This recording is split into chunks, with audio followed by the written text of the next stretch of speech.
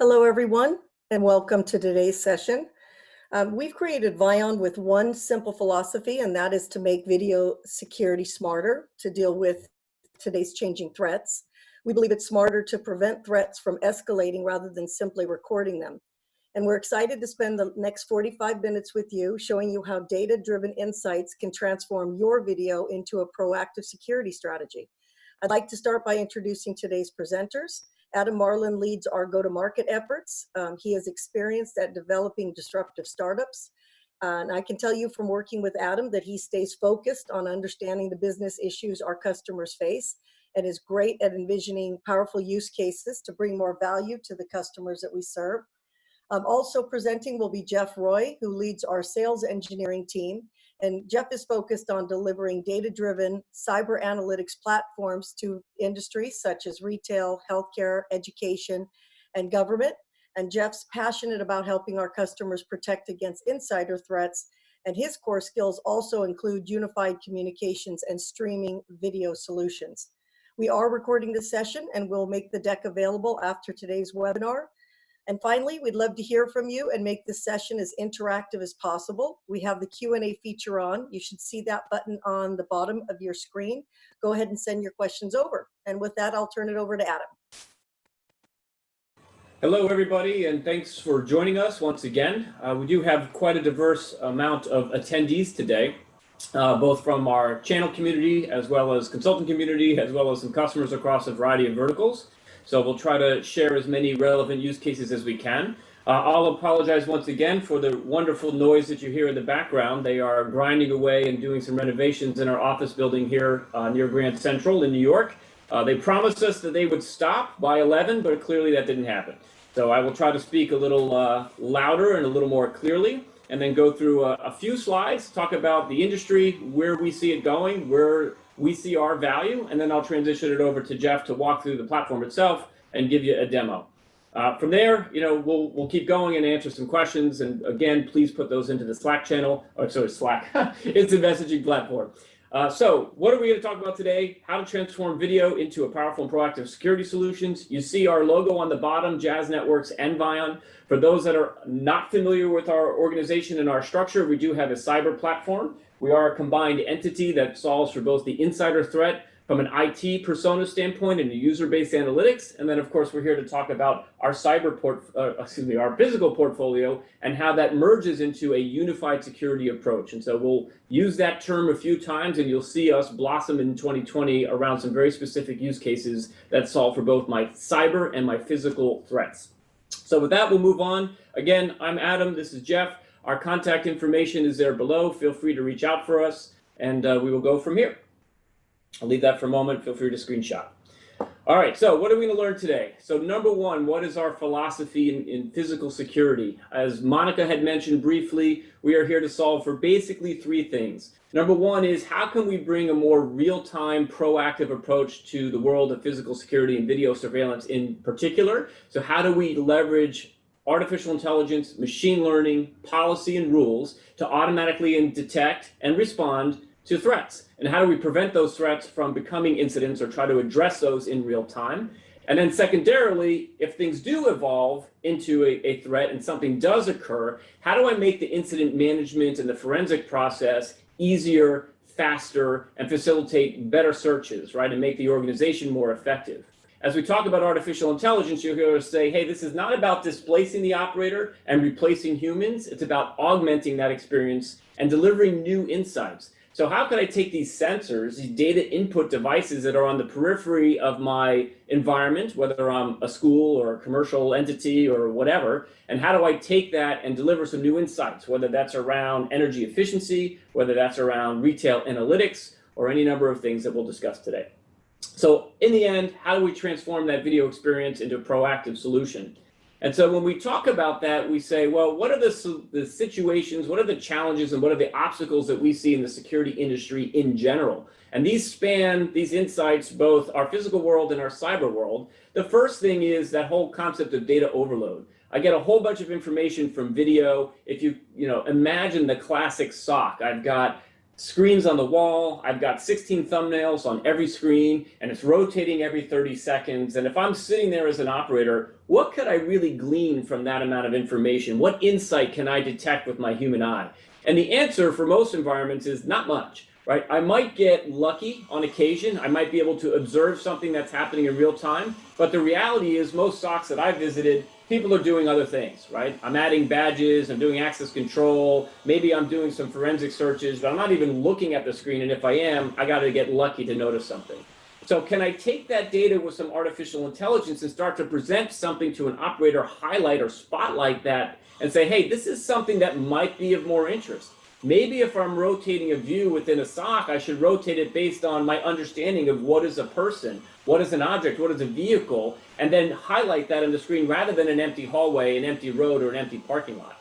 At the same time, I want to be able to leverage machine learning-based anomaly detection. How is what I'm seeing different from what I've seen in prior days, prior weeks, prior changes of direction, prior motion? And can I make a meaningful highlight or even alert based on that information? So again, insights with data. And then if I want to do forensics, can I leverage again that artificial intelligence to make that a faster process? And then if historically in both the cyber and physical world, lots of silos. We have lots of different tools, whether that's endpoint detection or data loss protection, or whether that's in our physical world where we have access control and we have different cameras and we have different VMSs and we have different plugins. How can I possibly figure something out by that? And it's really difficult. I need dedicated training, dedicated individuals, and really no cross-functional sharing. So I create artificial silos and complex silos where I'm not really sharing information. I'm certainly not gleaning any insight.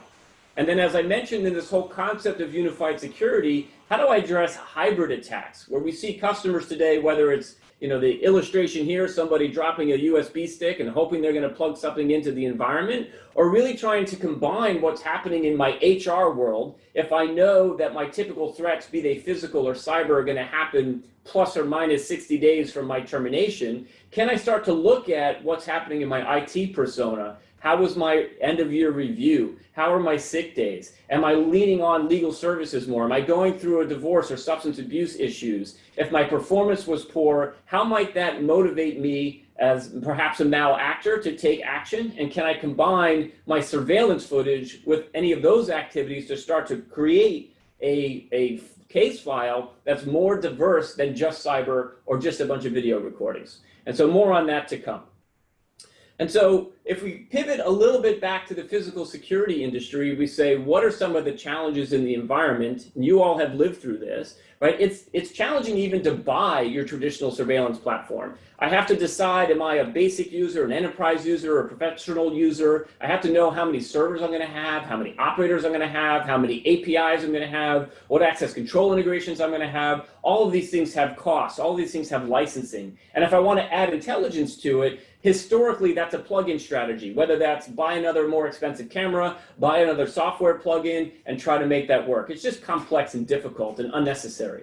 Installation and configuration has also historically been difficult, whether it's the legacy of, oh, wait, I'm converting from a coaxial analog world into a digital world, and now I'm going to use static IP addresses, to the need to actually have management and operational tools that were historically built by different development teams and act differently, whether I'm an end user, an operator, somebody walking the street, or an owner. So how do I manage and operate an environment as a consistent user experience that's determined by my authentication and my credentials, not because it's a different tool, right? And because I have all these different tools and they're hard to install, and even installing cameras can be difficult with pre-configurations that have to be done and manual IP addresses written on boxes and guys going up and down ladders, if I have to upgrade this environment and keep it up to date, whether that's for cyber vulnerabilities or for new features, in general, it doesn't happen because it's too difficult.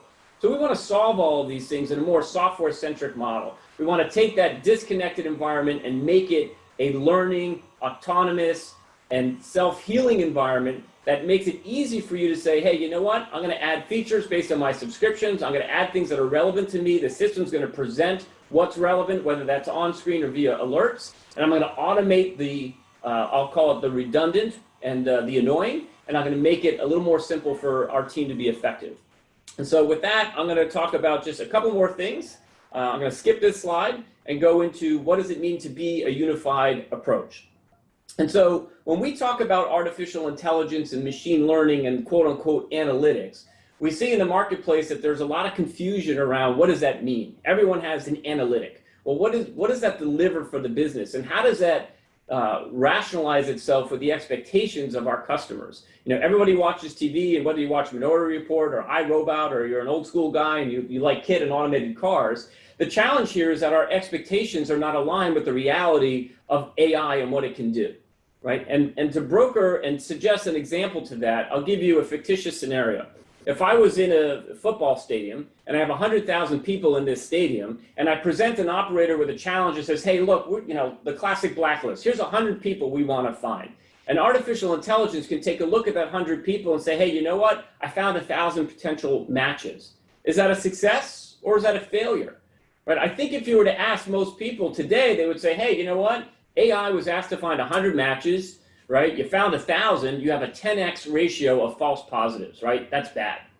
The other way to look at it is to say, hey, AI was asked to take 100 matches, and we gave you a 100x improvement in your search. And we took that search and we made it manageable for an operator to deliver an outcome, which is to find those bad actors and take action on it. And that, in essence, is the perception challenge that we have today around AI and facial recognition, and this perception that I need to be perfect to be useful, right? You don't have to be perfect to be useful. You want to present information in a tangible format that's actionable and meaningful, right? And not a cadre of false alerts and false, integrations. Now, AI today is transforming industries all around us, right? Our founders are car guys. If you're a car guy, you could say the panacea in the automotive industry is to have a self-driving autonomous vehicle. I'm going to have a sandwich, I'm going to take a nap, and my car is going to get me where I need to go. The reality is we're still a long way from that. However, the advances in security and safety in the automotive industry have been tremendous, right? I've got lane change deviation, I've got pedestrian detection, I've got adaptive cruise control, I have 360-degree views of my vehicle and what's happening all around it, right? Those are extremely useful adaptations and innovations. And the same philosophy is occurring in the video surveillance market. The only difference is that my car manufacturer doesn't tell me, hey, you know what, if you want all of these innovations, why don't you go to Best Buy, buy some cameras and some proximity sensors, get an onboard ruggedized computer, we'll create an API integration, and we can give you that experience. It doesn't work, right? You have to have that AI, that machine learning, embedded in the operating system, embedded in the framework to deliver value. And we see the same thing in our cyber world as well. Right, if I want to understand what's happening from a user behavior standpoint, I can't take a bunch of points of data and try to assimilate something. The system itself has to understand from a user's point of view what they're interacting with. What's a normal behavior? Am I accessing the HR tool Sunday night at 9 p.m.? Did I do that for 3 hours? Have I ever done that before? Should I even be in the HR tool? What networks am I on? Right? Am I working from home more frequently? Am I trying to print out things that I normally don't print? Am I trying to access files I normally don't access? You have to have that AI embedded. And even our old friends at Cisco have the same philosophy in AI on the video conferencing world. If I'm sitting here and collaborating with you, the system is going to take a look at how many faces it sees and understand the occupancy of the room, and then, of course, direct that camera based on the audio inputs. So this is already happening, and it's happening all around us. And we want to take the same philosophy and ingest that into our platform. Now, what is our platform? Many of you know, but for those that don't, we do have a set of cameras that we provide. There's one right there, an 8-megapixel dome and a 12-megapixel pano that all do some analytics on their own, including audio analytics for things like gunshot detection and broken glass and loud noises. We do some interesting things with analytics around adapting to what we call object-based encoding, the amount of bandwidth and throughput required to see what's on the screen and what's relevant. But we work with anybody's camera. So any on-VIF camera, we also support a number of API-driven integrations as well at a camera level. You'll see some unique experiences in how we ingest and understand what's happening in that video on a smart map. Where are my people? Where are my vehicles? How many of them are there? Where are they going? Where are they congregating? How are people loitering? How is that different from prior days? Really innovative insights that, yes, help in situational awareness, but also will deliver real business value if you're tied into those operational benefits. And then you'll see changes in things like timelines. So how am I adapting to my understanding of people, vehicle, and objects on a timeline to make searches a lot faster and a lot easier? And then, of course, you're going to see, as I mentioned earlier, that AI-embedded intuition, right? That that view that, hey, can I identify via machine learning what is anomalous, what is different, and present that and highlight that to an operator so they can take action. We have some flexible deployment models. We're the first platform that I'm aware of that will deliver you the same experience, whether you decide to go cloud or premise. And of course, we're secure and private by default. We do have a cyber engine. We're out of the box. Very capable, secure. You don't have to create updates and certificates and those types of things if you install our platform. So end-to-end solution, right? Cameras if you want them, your cameras if you want them, and a great VMS platform with embedded analytics and AI that will work with your existing assets. So open, end-to-end, leverage the assets, simple to deploy, things like using at the bottom of our camera a QR code that I can scan and easily update into my environment with what we call VCAM onboarding to simplify that implementation process and simplify the customer enjoyment of our platform. So with that, Jeff, I'm going to just comment one thing, that our VMS, our vCore, does all the things that you would expect a VMS to do. I'm certainly not going to go through a whole bunch of features, and I don't think you are either. But we are going to go through and show you what's new, what's different, and how we can leverage a different experience from anyone else who's out there. So with that, I'm going to go ahead and say, I'll transition to you. We'll cover a couple other use cases as we go through the demo. If we need to, we can come back and highlight these things. Okay. So with that, I'm going to stop sharing and stop talking, if I can figure out how to do that. Thanks, Adam. As Adam switches that over to me, I'm going to just start my demo today by sharing my normal workspace. And what I mean by that is my product's wonderful, and I'm going to show you how wonderful my product is, but you don't have to live in my product to use it in your day-to-day life. So in this case, you know, I want to start my day in Slack. So I have a small coffee roasting business. And with this, you know, I manage my customers, my clients, but I also, as part of my role, manage my facilities. And managing my facilities and making sure things are secure. Now here we are in the sales office. I can type away here and send messages, but I can see here I have a new message in building security. And if I click on that, what I will quickly see is some alerts here. And these alerts were generated by the Vion system. So vCore can fully integrate through APIs to your normal tools. And this could be ticketing tools, this could be access control systems, you name it. We have a very friendly integration approach to making sure that it's easy for you to consume the things that we find in our platform. Now here we have a rule-based detection on somebody going into the cafeteria part of our sales office. So you can see here we've created the rule. It's based upon somebody stealing lunches out of the refrigerator. So I'll go ahead and click on that. Now, when I click on the link, it'll take me instantly to what triggered that event. So here I am now in the Vion page, and I can see my friend Adam there walking into the kitchen. I was the lunch guy? Oh, man. You stole the lunch today. So from here, I can definitely start an investigation, you know, definitely learn a lot more about that situation and what was going on in that field of view or other cameras in the office. But I can also see other alarms that were generated by the system.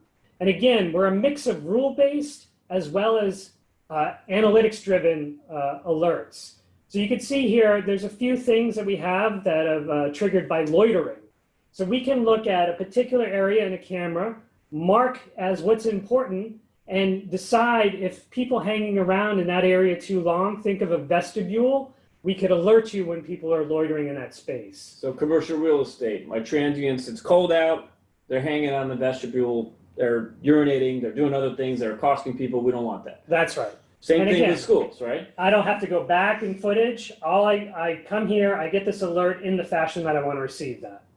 Other things that we show here are obviously other rules, but glass break. Our cameras that we showed you here, there's a 4-microphone array in it. We can detect loud noises such as glass break, screaming, shouting, and send you alerts and focus your attention on where you may need to send first responders or other people. Okay, so that's the alert engine. Now, again, you can set these up and customize them for your workflow to match your rules and where you want people to be or not to be in your environment. Now, if I come to the main page, we can focus in all the functionality that vCore gives us. One thing I want to show you is the map view. So the map view is a representation of my cameras on floor plans or drone views of my parking lots. So I've clicked on the first one here. This is a typical office view. This office happens to have cameras in the workspace. And with this, we can do some interesting things. We can first see where people are congregating. So we have an area here where we have a bunch of people at desks. I can click on any one of these images and get a full image of that person. The AI has recognized that there is a person sitting at that desk. By detection, we've created an icon that allows you to jump to that field of view really quickly. Now, if I wanted to pan out and see what everything the camera was seeing, I can easily do that. And I have that ability to also pin that or move that to the side, making it easy to view. Now, one thing that we're seeing a lot in environments like this and in retail is people are really interested in occupancy and how many people are in these field of views. So I've added in a layer to our view here of counting. And I see here for the entire map, the number of people, and if it was appropriate, vehicles in this view. The same thing holds true if I click back on this camera, I'll get a count of the number of people in that office. Now, this is a live view, certainly gives you intelligence about what's going on in your environment, but you can also extract this information to pick up trends about your environment. So again, if you're a retail store owner and you want to know how many people are coming in and out of your facility every day, you can easily pull that information out of our product. So this is where we go above and beyond a security tool. We can actually give you insights that help drive your business day in and day out. Now, since we have some schools on the line today, we could also use this for fire safety, understanding where the kids and where the students and teachers are located. And of course, in the worst case scenario of having an active shooter scenario, I can also direct traffic based on my understanding of the people, perhaps even the bad actor and the motion and direction that they're headed. Exactly right, Adam. So here's just another view. This one is more of our parking lot. And just wanted to show you here, again, we're doing some image recognition, not only on people, but on vehicles. So in these views, I can click on and see cars. Again, I get all the count information. So if you have a car park or a parking garage and you want to, see how many folks are parking there and get an active count of cars, you can easily do that with our counting scheme. Okay? And no extra fees for that. No extra fees, okay. All inclusive. Okay? And now what I'm going to do is, if I don't get too click happy, I'm going to go to a video view. So imagine now, again, you're probably an operator in your environment, and you want a traditional live view of what's going on across your estate. So here, I pulled up a view, and this is the default view for the product. Now, what you'll see is images are coming in and out. And again, over web share, you may not see smooth motion, but from my view, it's very smooth. So we get full frame rate here. We can see images coming in and out. And what we do is we have detections on what should be interesting for you to view. And again, that's based a lot on the anomaly detection. But if we see active motion, either by people or vehicles, we'll pop those in and out of these views. But because we're looking specifically at people and vehicles and objects, we're not going to be confused by things like shadows or change of light or rain or branches swinging back and forth. Right, it's actual image recognition. Now I've switched to one here that I like a fixed view of what's going on in my office. Our friend Antoinette is there. She helps us get people in and out of our office. So another mode of security. But I can also see the server room here. Now, if I was an operator, I have a lot of tools at my disposal. I have the layers. So I can, again, bring into the counting, and we can see for the views there where Antoinette is, we've counted her as 1. Helpful in troubleshooting, we can show you some of the bounding boxes. So again, where we detect people or vehicles, we can help you see that exactly and how the algorithm is working, just to prove to you that it is AI and not pixel changes. Now on the timeline here, this is all live view, but I can also open playback mode. So if I wanted to do an investigation right from here, go back in time, I can do that. On the timeline, you also see some color bars there. Those bars represent where we've detected either people or vehicles. And as the bar grows, that means we see more people during that time. Okay? Now, for any of this, and anywhere we are, we can export any of this video. So you can see a tool here I have a link to export and share. Now, our export and share is handy because we can export a whole video, which downloads it off the box, MP4 format. We can protect it with a password. We also encrypt it with a certificate. So that's important when you're drawing up a case. But then we can also send a link outside the organization.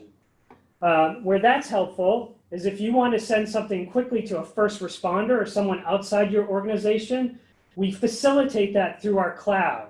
So all these cameras and boxes are connected up through our cloud, and you can, again, use footage in real time and send that to first responders through that cloud provisioning. Okay? And that link is time-bound and password-bound as well? Time-bound, password-bound, and you can also save it so that it never expires for that particular clip. Okay? So the next thing I want to show you is searching. So we've gone through a typical live role as an operator, getting alert on anomalies, getting alerts on rules, but you may have gone away for the night and you come back and you actually have to do an investigation or look back at footage. Now that same analytics engine allows you to do investigations much quicker. I don't have to look through hours of tapes or seek through hours of tapes. We can use our search engine to drill into exactly what we want. And in this case, I'm going to look for something. What I did earlier is I went into our server room and took something out. So you can imagine the call that you got to represent that. Hey, looks like we've lost something out of the server room, or we've lost something out of the stock room. Can you go back and tell me, when that was removed from that area? So in this case, we're going to look for people, any people. Now we could do some granularity searching. So if we know what shirt color or pants the person was wearing, we could filter down on that. But this one, I don't know who the person is, so I'm just going to go ahead and hit next. And then I can pick the cameras on which I want to search. So in this case, I'm going to go back to the server room in New York. We can see that there. Now, I could just generally search the whole field of view for that camera. I could also put out an area of interest. Where this could be helpful is if you have a wide parking lot, you had reports of a break-in of a car, you could focus in and search for when people were around that one car that was reported in. So that's very helpful, again, to get you more granular results in your search. I'm going to go ahead and hit next. And this one I know happened today, but certainly we can go back all the way to the end of footage that we have on the box. So I'm going to go to the last 12 hours. And we can see here immediately, it came back with all the people that were in that field of view. So here, it's actually just me in all these cases. So that was in an IR camera. After I walked through it a couple times, the lights automatically went on in the room. So I got a better shot. So that's great. Now I've identified the suspect, but now I want to know, okay, where else has this person gone? Or where did they take that piece of equipment that they took? So what I'm going to do is I'm going to add some of these views up to the top, and I'm going to conduct what we call a similarity search. So I'm going to use these images to go back and look for more across more cameras. So I'll go ahead and look at the entire New York office. And again, for the last 12 hours, go back, and now it scrubs all that footage, and it finds me where I've traveled around the office today. And you can see it's done. It's seen me on other cameras, such as the entrance, coming out of my office, and other views within New York. Now, again, I could take this to other buildings or other cameras inside or outside my environment. And as I said before, anything that we've recorded or that we're capturing, we can send out of our environment too. So I can take these clips and export them and send them on to who needs to see them as part of their investigation. So all very quickly done, all based upon real AI detecting human beings and doing that similarity search based upon what we see from that person taking stuff.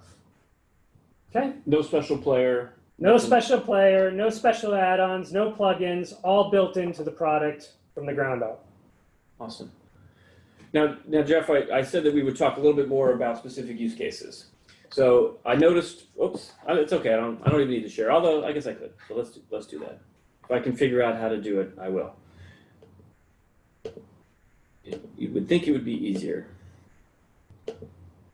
So as we go through this, we'll just talk about a couple of examples. So number one, we had some educators on the line, right? So within the world of education, what are we seeing, right? Really a lot of interest around that intelligence presence-based smart map. I want to do that for the worst case scenarios, whether that's active shooter or just fire safety and all the drilling that we're doing to make sure the students are processing as they should. I want to leverage the audio analytics in our camera if you choose to deploy those, but you absolutely don't have to get the rest of the value. And of course, occupancy is always an interesting measure, and that occupancy data, especially for larger environments, can be ingested into a building management system to control heating and cooling and save money. In fact, in certain of our markets, we're actually grant eligible for that platform. Anomalies are always interesting, right? So in our anomaly world, of course, most of the things that can be anomalies could also be set as rules. And those things can be like running in the hallways. So number one cause of injury in the middle schools is running in the hallway. So speed, direction, and motion of the people that are in screen can create alerts. Now, I'm not saying you're expelling any kids for that, but it would be good if you have repeated offenders to know who they are, right? Unexpected guests and visitors, right? That could be over the weekend, that could be late at night. Most of the schools that we talk to, they have other events there during off hours or certain hours. But I don't expect people between 10 a.m. and 2 p.m. to be showing up at the door, right? And then maybe I want to give special out of hours access. And then I can create rules and then ingest more information and data points. You mentioned API and webhooks. I could take things like halo sensors that are used for vaping that might be installed in a bathroom as an example, and then I can create some rules to identify things like smoking and who's coming out, what loitering might be happening after the school, on the parking lot, in the field, to say, hey, what's happening? Bicycles are stolen, laptops are stolen. How do I address those issues? How do I create case files for justification to parents, allow them time-bound access, and then of course send to first responders as needed and make remote access very simple. A lot of interest in education. Be happy to talk to the customers that are online, very specific use cases. Retail, you mentioned already. How do I leverage that people information? Yes, I want to. I care about loss prevention. I want to care about theft. But I really want to understand who's in my store. What time are they in there? What days are they in there? How am I staffing against that expectation that I'm servicing my customers correctly? Right? And again, of course, the same anomalies. We had a retail customer of ours that didn't realize one of their employees was going in on the weekends at midnight. Right? Up to them to determine how they want to address that from an HR standpoint, but something they were completely blind to in their prior security system. And the same kind of things that you see in the commercial real estate world. Hey, are people congregating, smoking, vaping outside my main entrance, in the real hall? Are they skateboarding, and damaging my frontage? Right? And so how do I limit fraud? How do I address claims? How do I manage inventory? Those are all things that we can help with that are really outside the bounds of the traditional physical security and situational awareness. Healthcare, lots of examples, and believe it or not, same types of examples. How many patients do I have? Where are they going? Where have people left their wheelchairs or their gurneys, right? And how do I address those things? So I don't want to over inundate ourselves with use cases. I think it's up to our imagination to figure out how can I take this new set of data, this new insight that the tool is giving me, and provide that back to the business, right? And allow us as security professionals and security operators to add more value than just risk avoidance, right? And that's really where I think the industry is headed and where I get excited from a combination of our cyber insights, our physical insights, taking that data to make a safer, more secure environment, but then also help the business become more profitable and more insightful. With that, I think, are we done with the demo side of things? We are, and we can open it up to questions. Just use the Q&A button at the bottom of your screen, and we could answer any live questions that we have now. So we don't have any questions yet, so we must have been terrific, or we were awful and we put everyone to sleep. So it could be one or the other. So let's give it a minute. Any questions that are out there, please type them into either the chat or into the Q&A panel. We can address either or both of those. Stunned silence. We got a quiet audience. Got a quiet audience. It's funny, the last time we had 1 million questions. This time we don't have it. All right, we'll give it a few more minutes. I guess I could go back to this slide.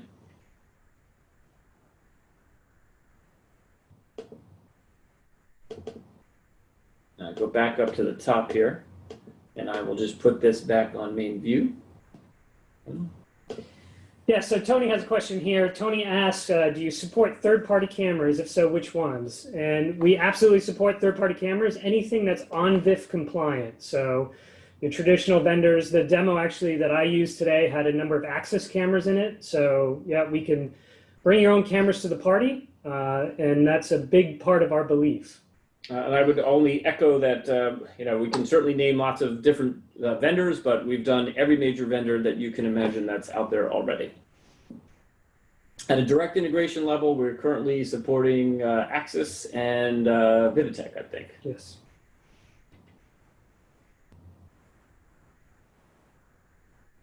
So Ben asks, maybe I missed it, but besides hear audio, can I interact directly with somebody? Not sure I'm understanding that question. So maybe that's through the camera. Ben is asking. Two-way, maybe. Yeah, yeah. So currently, we're not enabled to do two-way communication through cameras that have audio either in or out. What we're using our cameras for is really just noise detection. So we're not capturing audio that's happening there. We're looking using AI and anomaly detections to kind of pattern out what's normal for that environment. And if we hear a big delta, then we send a warning. So we did that partly because of privacy concerns, but also just to generate the attention where it needed to be. Yeah, so just as a reminder, we got another question which is sort of related. In our camera, which is right over there, we do have those directional microphones which are for audio analytics. So we're not providing audio surveillance today. We're not recording the audio and storing it on the platform. And that analytic today is giving us some alerts for loud noises, gunshots, and broken glass.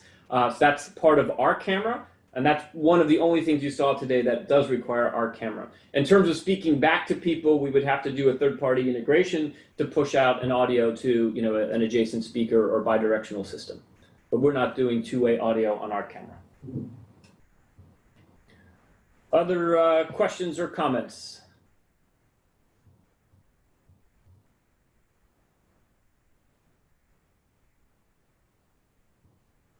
I'd like to buy 1,000 licenses today. Who can help me? All right, well, with that, I would say my contact information and Jeff's are there. Feel free to reach out to us. Lots of good information on our website as well, along with our YouTube channel. More updates coming. We will be at ISC West, have a significant presence there, and also what we call a Whisper Suite within our booth. So you'll be able to schedule some time with us if you'd like to hear a roadmap conversation as well. Is there one more?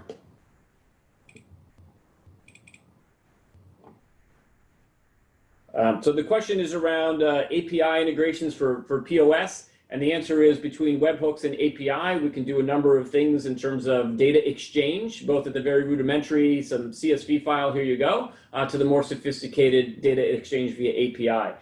So the person who asked that question, feel free to just drop me an email or a note, and we will follow up more specifically around the vendors that you're looking for.